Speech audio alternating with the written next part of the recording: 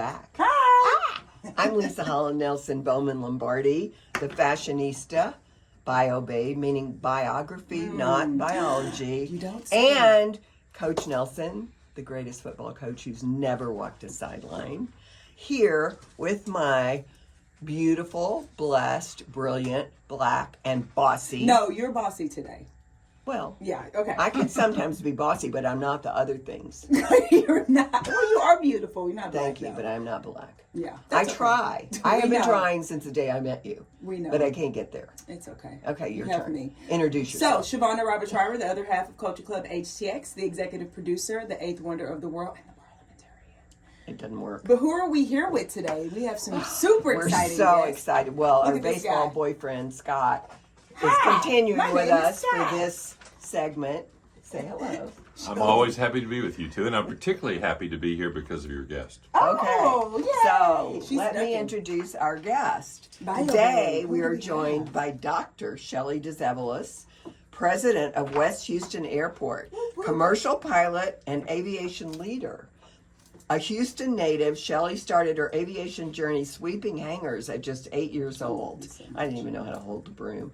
And earned her pilot's license at 17. Today she leads the West Houston Airport, one of the region's busiest general aviation airports, and a longtime training ground for thousands of pilots. Like me. Yeah, including, lovely. This one over here. I'm lovely, You're whatever lovely. you are. Shavonnah. Yeah, you. Oh, right. You're the one-word name.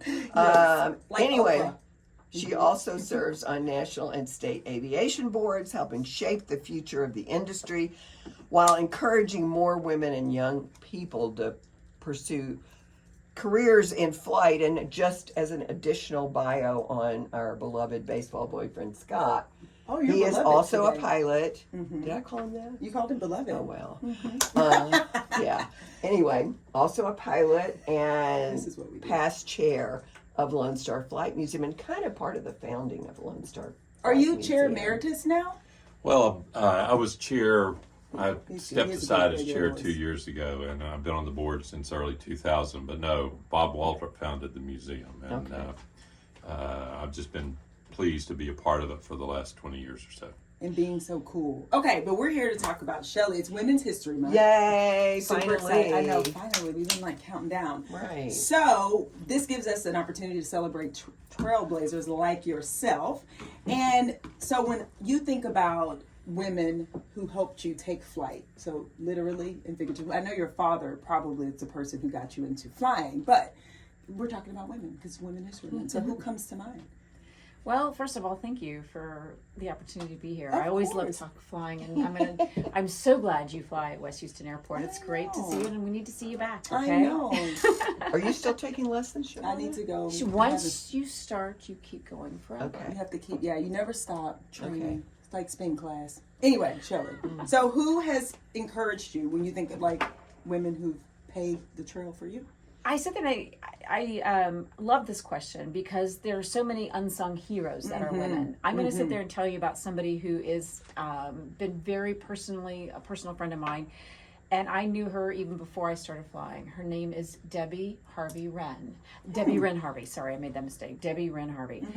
She started flying in the 70s, and to put things in perspective, she is a 13-time world aerobatic champion. Oh, wow. And I always wanted to fly aerobatics. I did do that later, but that's a different discussion. Wow. And she was also, in 1989, became the number 11th female pilot hired by Southwest Airlines. Oh, fabulous. She's I an love amazing that. woman, and she's still Yeah. here. She's at LaPorte Airport, and she runs and operates her own flight school and training program.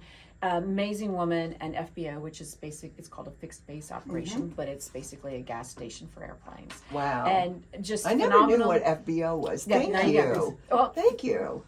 side note, fixed base operation is because back in the old days, back when Scott started learning to fly, 1945? you took the cars followed the airplanes. So so then they started building airports, and it became a fixed base of Interesting. operation. So that's standards. I've seen the address in military addresses so many times, and I never knew what it meant. there you go. Now you guys are God. experts in flying. So let's get you going. Oh, I'm ready. Hello.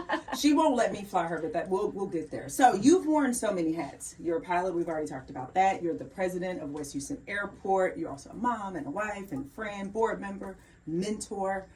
What moment, if you can pick one, I mean, can you pick one, really crystallize your aviation career? What do you think? Being able to pass it on. And when we have a little 152, which is a 2-seater airplane, and when I'm sitting there flying with my 16-year-old daughter, that crystallized everything. She becomes the 4th generation pilot when she gets her pilot's license. Fabulous. And she is somebody that's a perfect example of who I want to continue teaching and being a mentor to, because you want young women to get more involved with aviation. How old does she have to be to get her license? She has to be 16 to solo, 17 to get her license. Okay. So she's almost there? She's almost there. She's got to get a few more hours. Yeah. She's working on it. So I don't, I've not done this, so I don't know all the Not yet. requirements Not and yet. all the things. Yes, we'll say not yet, because who knows what's Who next. knows? My favorite word is next. But, okay, so that's exciting. So only a small percentage of pilots are women. What actually moves the needle? Policy, scholarships, mentorships, models, visibility, or something else? When you're the only woman in the room or on the ramp, what habits help you protect your voice and make decisions with confidence? Well, I'll answer that once at a time. Okay. I think the first thing about bringing more people into flying is having it out there for people to see. I was on the board of directors of Girl Scouts here, Yes. San Jacinto, and we did a Discover Aviation patch, thanks to the help of the Lone Yes, Star I was Flight gonna Museum say, as yay. well. I'm on the board now. Just had a board meeting today. Yay! Congratulations. Fantastic, congrats. Both That's of good. you. It's a great organization. It is super and awesome. you get to see how the girls grow up and have different interests and learn what they like and don't like. And that Discover Aviation patch has been a huge hit. And it brings out a different side that isn't, very familiar or very often seen. So that Discover Aviation patch, thanks with the help of the Lone Star Flight Museum, is one way to help bring people in. You have to see it to know it. A lot of people look up in the sky, they don't, and I'm like, gosh, I wish I could do that, but they don't know the first steps. They don't know, how do I do this? How do I go forward? You go to How can West I learn Houston flying? Airport and you tell them, and they will get you hooked up. Right. On the Discovery But I flight. also think there's barriers to entry that have to be addressed also. For like the Girl Scouts bringing you into it's great. But if you're just an ordinary average human being, where do you learn about it? And that's just going to the airport's the first Okay. place that you learn. So it. you hear us kids. You go out and see her. We do. You do. Yeah. Well, not just see me, but my role is to also bring people to go to where all the kids are, and then Okay. help talk about things. Okay. Going to different schools, going to different events, going to parades, going to Wings Over Houston, and talking about, hey, you want to come learn to fly? This is what we do. We have a program here, etc. What's been fun too is the kids who are about to graduate high school. We have a lot more programs now, a lot more colleges have flight training That's included great. in their curriculum. Yeah. That's fantastic. Yeah, Scott. I bet you see among some of these flight programs in the colleges a higher percentage of women now than we have historically seen. And I think part of that is because of the availability of female role models. And part of that has been the pipeline. That is, the people who come into this process, that pipeline has to be big at the base so that you have people that come out at the top Right. who are accomplished and have finished. Because almost with everything that you start with young kids, a certain number of them are going to decide that this is not They wanna for do something them. different. That's right. And so as you get more people coming through the pipeline, you have more people who come out the top, and the more women who come out of the top, the more role models there are. It wasn't that long ago that when you walked onto an airliner, the likelihood of you seeing someone, a female, in the cockpit was pretty small. And Right. now it's common. You know what? And I must say, if I see a woman in the cockpit, I feel safer. I just feel Really? like, I feel like women are more detail oriented, and it's such a detail oriented thing. Keep That's calm. interesting. Yeah, I feel safer. I don't know if I do. Really? It scares me a little because I think they have less experience. That's just No. my thought. No. They've been there Flight- less. This is not flying an airline is based on your experience. hours. If she's got 150 hours and I have 5,000, I have more seniority. We may look or act different or be a guys or gals or any way, shape, or form. This is based solely On on the your numbers, hours. yeah. You're not getting up there based upon who you know or what you or what you look Thank like. goodness. You are Yeah. getting based there because of the hours. There's no differentiation. And the other reason I do feel safer, and I just do, is because I know that there are not many women in aviation. And so the path that they had to take to get there, that's another thing. I know it wasn't easy. And so the fact that they stuck through it, to your point, Scott, just says a lot about their tenacity. I'm like, we're not going down. Everybody relax. You want to know an interesting feedback, and if you want to know interesting feedback, the biggest challenge isn't other women in the cockpit. It's the wives of the husbands. They don't want the husbands who fly their Universities, wives. and the fact that we have 5 in this great state that have aviation programs. So what else are you seeing as it relates to smart innovation for aviation, infrastructure training, avionics, etc.? Like, what, I feel like you're on the bleeding edge. You get to see a lot of things that we don't know about yet. So what are you saying? Maybe you too, baseball boyfriend Scott. Oh, I was about to say Scott will be able to answer that too. It's exciting. It's really exciting. We have what's called a whole new infrastructure of aviation and aircraft coming in with advanced air mobility. And the advanced air mobility are primarily electric, maybe a few hydro-powered airplanes that are going to basically take you from the top of this it's going to basically take you from the top of this building, fly you to Intercontinental, then you're going to board a flight and go wherever you want to go. Do I have to do it without a pilot? Some of them you can. And some She of them doesn't you don't want to. I'm like, this is I'm like, not yes, doing sign it. me up. Think about it. Right. I'm not getting in a car without a driver, and I'm not doing an airplane. We can without put a stuffed pilot. animal in the front seat. Does that make you feel better? Well, I know. Put a stuffed animal in the seat, close the front door of the airplane because you never see it anyway. you don't see him anyway, yeah. And it's reality. She's like, Think about no. it. We don't have any pilots up front anymore, really. It's just- Don't tell her that. She's like, what? Not true. Sorry. I know it's all automated, et cetera, et cetera. I do understand. But you do that. have humans up there still, which we need. We need humans. Hey We man, need humans my in the loop. company, I'm gonna just take a break and talk about my company, Astounds, is literally leading AI innovation right now in the whole answer engine area. So I appreciate it. We worked with AI for years. I appreciate all of it. I don't know why I think some idiot person is better than AI. Well, but what if you need breaks? look, there's a lot of things that a human can do that AI can't. Oh, a lot. And Like even- change the floor in an elevator. There's a lot of things. So we could talk for hours about that. But in reality, and that brings up another point, AI is going to be used to help with aviation safety with our Yes, new which is modernization of our airspace. And that's That a is big great. issue coming up right now, especially You think in, we'll get it passed? And we did get it passed. We're working on all we're working on everything else now. The Congress got it passed, and so they are working on putting things together in place and working with contracts to getting companies involved to help make it the right way. Speaking of, let's talk a little bit about, we've been talking about pilots, but what about all these other roles in aviation? So when you just talked about air safety, I thought flight control. So what about that? Any news, anything? Hopefully more people are going into that field as well. Into air traffic controllers. Yes, exactly. Actually, we have a deficit. We do have a deficit, and air traffic controllers. A couple of years ago, we weren't filling the classes. Now we're filling the classes, good. Yes. and Right. we're also what we did a little bit more of innovation in terms of they're contracting out to different universities, not just one training center, because there are a lot of people who can help train. You have a Okay. limited lifetime on how long you can be an ATC. Yes. For just like 65, you retire as a pilot from a commercial airline. So it's exciting that we're going is to have a good. lot more people into this. And AI is going to help with this. yes, I mean, we that have I the agree technology on our airplanes, ADS-B in and out that we have on our aircraft that help keep us away from other airplanes. It's safety's layers. It's all about protection from different ways, shape, and forms. Not just looking outside the airplane, but also the technology on your aircraft and also the people looking out for you as air traffic controllers. You're convincing me to abandon my role as the old guard. Good. Okay, so I love your motto, which is aviate, navigate, and communicate, right? That you said that. I pulled yeah, that I from did. That's your theme. That's like your theme. It is. You've got to get control of the issue. Yeah. Then you got to manage what you're going to go, where you're going to go, and then you figure out how to tell everybody else about it. And that's you have to love aviate, that. navigate, communicate, and that's the way I look at life. And you talked about it a bit when we were talking about leadership, and you were saying how you lead at the airport with the 30 employees. So do people walk around and say ANC?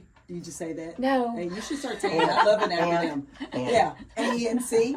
Just walk around. Okay, baseball boyfriend Scott, I feel like you have some contribution. What did we miss? What haven't we talked about? Well, there's one thing that you all mentioned, which was barriers to entry, and one of the barriers to entry really is the cost of this I process. was just about to say, Very will you much. give me a scholarship? And one of Scott? the things that I think that's To pay for recently mine. just happened is the Lessons. FAA has a new initiative that's designed That to means lower you're the magical. cost not only of equipment, that is what people have to buy in order to fly, but the process by which you go from place to place, all of which should make it a lot less expensive and therefore a lot more attractive to Yes. people who might not otherwise be able to afford starting out in aviation. That is true, because it is not inexpensive to fly. Like, just lessons. And so that is true. So I'm glad I'm to know going to this. add to that as well, because college isn't cheap either. But now that they're marrying the aviation program, the flight programs in with universities, they understand that it's an easier way to pay for learning to fly at the same That's right. time, because you get a degree and all these hours count towards your degrees. Right. So, And I That's think right. most of the major airlines and the major flight operations have programs to get people in from the beginning to start training not only as pilot and flight crew, but as maintenance folks, because Oh, right. the Aircraft entire maintenance. transportation segment is exploding and the demand for the use of airplanes is getting bigger and bigger. And the source that we used to have for people to fill those jobs was the military, Right. which is much smaller in the aviation area than it used to be. So what colleges are doing now is so important for that. And this comes back to the topic of this discussion. As you move that down into colleges, you're picking up more women throughout the process. You're smart. You know that?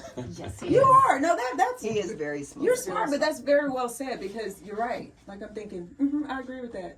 But he ignored my question about being the scholarship provider for you. Yeah, Yes, for me. he He ignored definitely that. did That's not fine. respond. Also, you know, there's an organization called Women in Aviation. I do know. International, because, Yeah. well, Yeah. I apologize. No, it's I'm okay. sure you did. But they offer, I think, $2 to $3 million worth of different scholarships from different companies all across the world. So it's if you want to go look at a scholarship, and they're for men and women, you just have to be a member.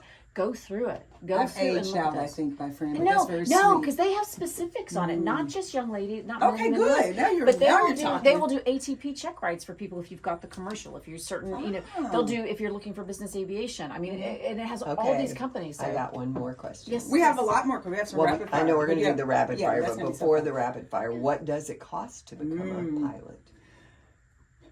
Give me an estimate. Your first step to becoming a pilot is called a private pilot's license. That's where you can take passengers. Minimum is 40 hours. Average person usually takes 60 to 65 hours. And the cost of that is anywhere from $15,000 to about $25,000, depending on what planes you use, where you go, who's your flight instructor, etc.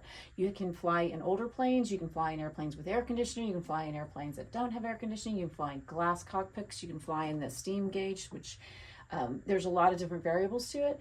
We are a little bit higher priced at West Houston Airport at our flight school because they are our employees. So we pay workman's comp insurance. We do a lot of other things. Different discussion, but So you're at the 25 end. Not we're the on 15. the higher end, but Okay. not. All right. But But you get people what need you to pay know. for. You Yeah. have an airplane that's fueled up, ready to go. And they're nice. I mean, I think you have And we're nice open aircraft. 24 hours a day. Thank you Yeah, very you do. much. We're open 24 hours a day. Wow. Our employees, our flight instructors are there 5 days a week minimum. So they're on call for you. We want to be customer service oriented. Yes. So that's kind of the way our. You know what? I And, just and if think- you want to change that, you can add No, it I to would it. just say that's a career education cost. And if you look at the cost to be trained to do almost any job in this country Yes. today, that sort of number isn't really. It's low. Well, I don't know It's if it's low. low, but Well, I it's think certainly it's not out of low. whack from what it No, costs to do community other college. things. It's is not gonna out of cost whack, you but that much. it's when you're doing it as a discretionary thing, like it's not my career, then it's like, okay, it's kind of expensive, but yeah.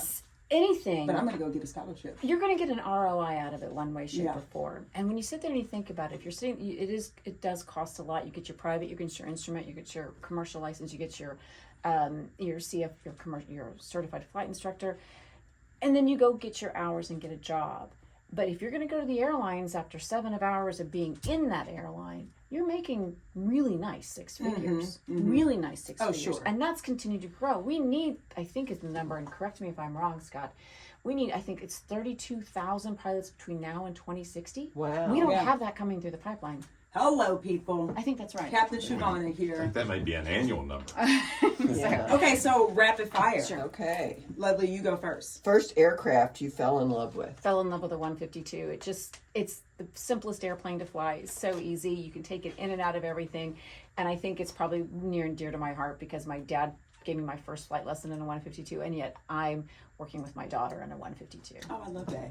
Pre-flight ritual that you never skip. And I know you're going to say all of them because you're That's a exactly pilot. right. I don't skip anything on pre-flight. That's just too important. Tower or tarmac? Where do you think best? Do you mean tower or you mean airspace? The tower, like if you're, or we could say airspace, but I was actually meaning like looking out since you are a leader at the airport, like looking out over your airport. Okay, tower or tarmac.